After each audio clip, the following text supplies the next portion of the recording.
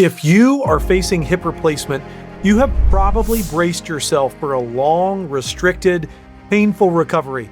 But here's what surprises my patients the most. For most of them, it's far easier, far faster, and far less restricted than they feared.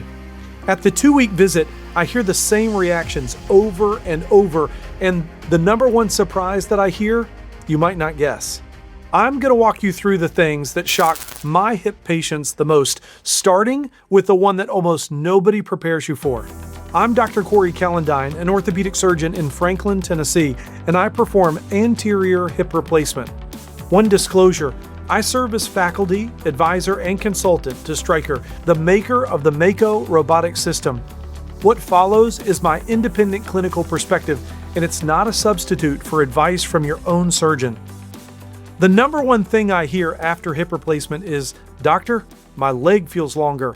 That is the thing that patients worry most about, and let me explain to you what's really going on. Most of the time, this is what we call an apparent leg length difference. It feels different, the surgery side feels longer, but the legs are actually even.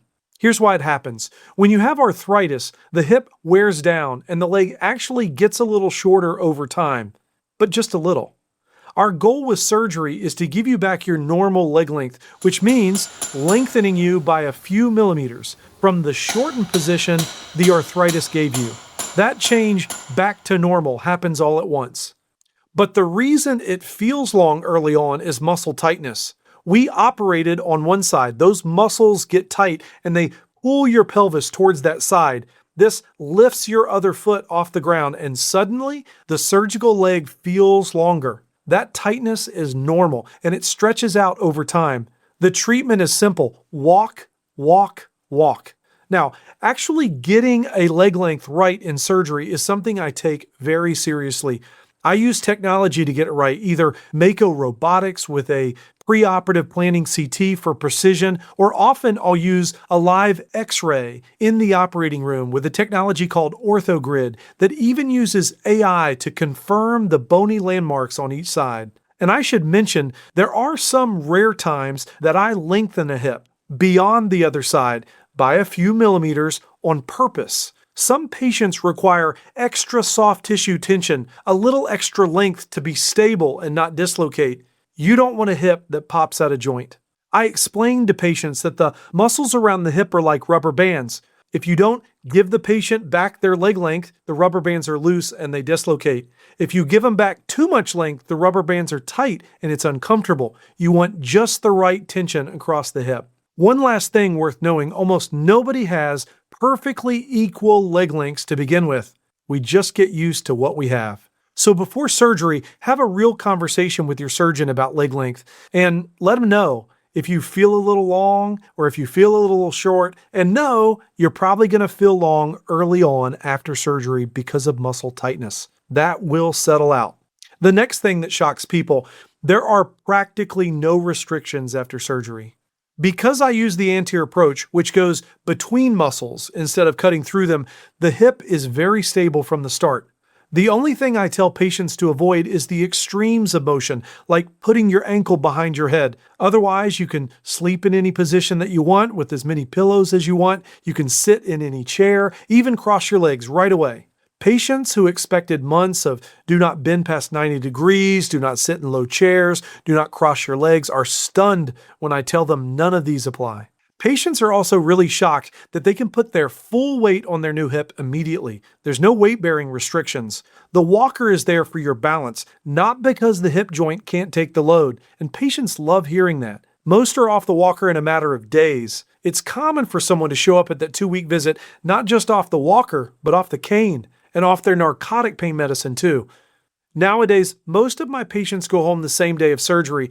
We tell them that ahead of time, so that part is not a surprise. But what surprises them is how easy the transition is. A big part of why that happens is good pain control. We use periarticular injections, a local numbing medicine, around the joint. We place that at the time of surgery, and that makes the first day or so feel like a honeymoon. I actually warn people about that because increased soreness shows up around days 3, 4, or 5 when that numbing medicine wears off.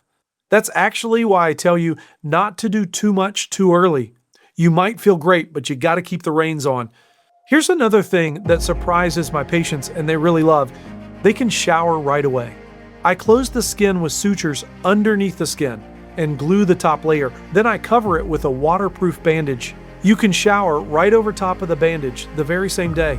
No waiting, no sponge bath, no plastic wraps.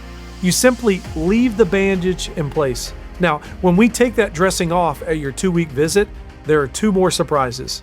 First, that the incision is so small. It's usually about 8 centimeters, sometimes a little more, sometimes a little less, depending on your body, and people expect it being way bigger. Second, and this is the one I love to hear, the hip just feels normal fast. The hip is really a ball in a socket joint. Mechanically, that's about as simple as a joint can get. A knee is more complex. It bends, it straightens, it rotates, and it glides back and forth. It's complicated.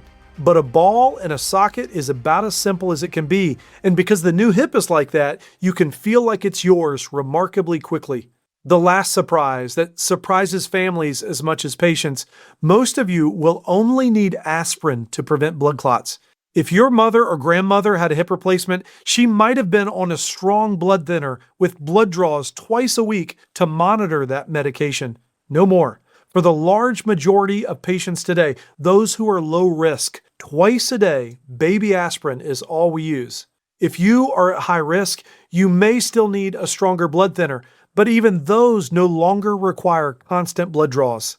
Now, one honest caveat, because you see a lot of hip replacement advice online.